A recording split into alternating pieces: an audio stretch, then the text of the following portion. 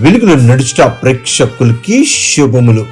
లోకపు మాట, తుఫాన్ను తట్టుకొని నిలిచినవే బలమైన చెట్లు. అలాగే జీవితంలో బలమైన తుఫాన్లనే కష్టాలు ఎదుర్కొని నిలిచిన వ్యక్తులే తిరుగులేని వారిగా రూపాంతరం చెందుతారు.